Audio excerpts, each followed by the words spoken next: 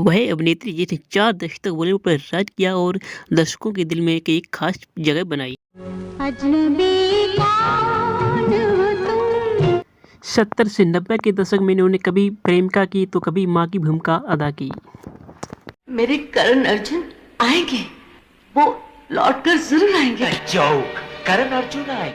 इनकी personal life भी काफी उतार चढ़ाव वाली रही।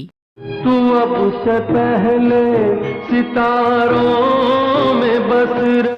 उन दिनों उन्होंने अपने अभिनय से बड़ी बड़ी अभिनेत्रियों को भी पीछे कर दिया था।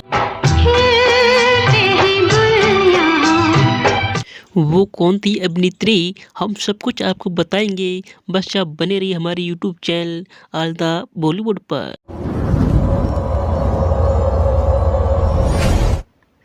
जी हाँ दोस्तों, आज हम बात कर रहे हैं बॉलीवुड की मशहूर अभिनेत्री राखी मजूमदार की, जिन्हें राखी के नाम से ही बॉलीवुड में जाना जाता है। इनका जन्म 15 अगस्त 1947 को पश्चिम बंगाल के रानाघाट में हुआ था। सिर्फ 16 साल की उम्र में इनकी शादी बंगाली फिल्म निर्माता अजय विश्वास के साथ हो गई थी। यह शादी सिर्फ 2 साल ही तक चल पाई और ये दोनों अलग हो गए। इसके बाद उन्होंने फिल्मों की तरफ रुख किया। उनकी पहली फिल्म बंगाली बधू बारन थी। फिर इसके बाद उन्होंने बॉलीवुड में एंट्री 1970 में आई फिल्म जीवन मृत्यु से की। यह फिल्म सुपरहिट साबित हुई। इस फिल्म के कारण राखी को एक अलग पहचान मिली।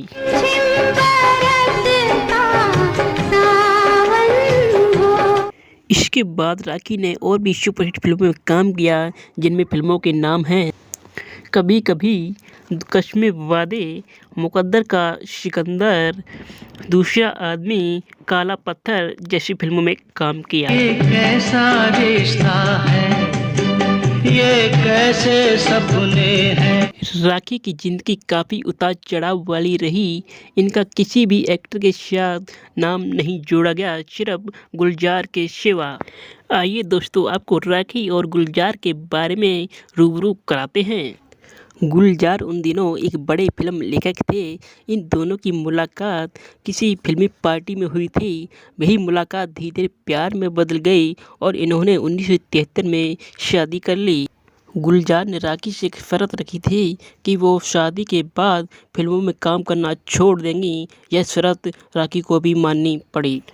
इनकी लाइफ में एक मोड़ ऐसा भी आया कि ये दोनों हमेशा हमेशा के लिए अलग हो गए। वो कौन थी वजह, आइए हम जानते हैं। बात उन दिनों की है जब गुलजार आंधी की लोकेशन की तलाश में कश्मीर गए हुए थे, तो वो साथ में राखी को भी ले गए। वहाँ पर एक बड़ी पार्टी रखी गई जहाँ पर कई सारे कलाकार आए हुए थे, जिनमें संजीव कुमार ने ज़्यादा पी ली और नशे की हालत में उन्होंने सुचित्रा सेन का हाथ तक पकड़ लिया था।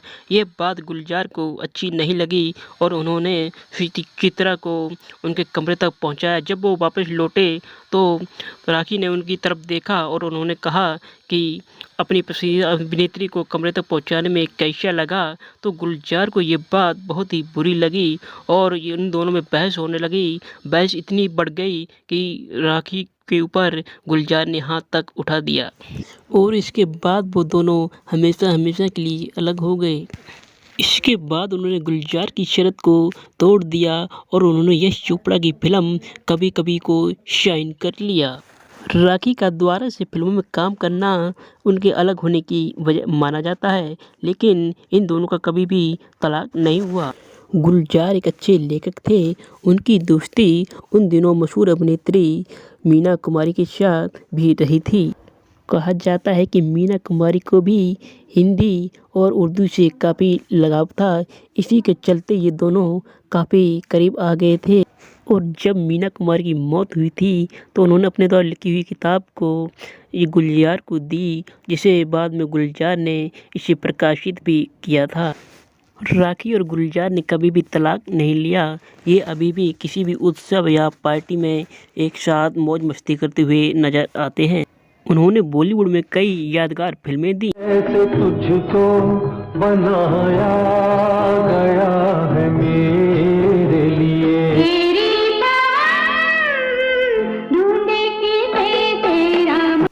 उन्होंने अपने फिल्मी जीवन में हर तरह के किरदार को बखूबी निभाया और कई सुपरहिट फिल्मों में काम किया, जिनमें शर्मीली, कस्में वादे, त्रिशूल, मुकद्दर का सिकंदर, दूसरा आदमी, जुर्माना, करण अर्जुन, बाजीगर जैसी फिल्मों में काम किया।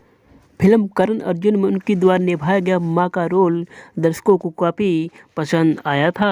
याद रखना दुर्जन, मेरे बेटे आएंगे, मेरे करण अर्जुन आएंगे। और फिल्म बाजीगर में उनके द्वारा निभाया गया माँ का रोल को दर्शकों ने काफ़ी पसंद किया था। माँ बेटे का भविष्य चुनती है, दुआएं चुनती है, उसके जिस्म के टुकड़े नहीं।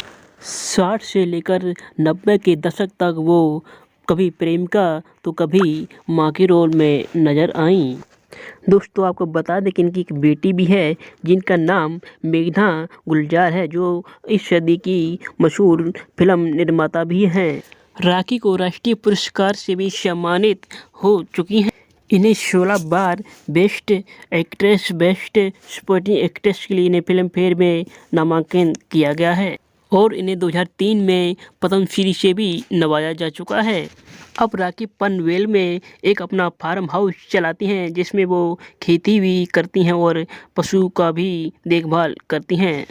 तो दोस्तों कैसी लगी आपको ये बायोग्राफी, हमें कमेंट में ज़रूर बताएं। अब अपने दोस्त अमित कमल को दीजिए इजाज़त, हम फिर मिलेंगे एक न्यू वीडियो में, तब तक के लिए अलविदा।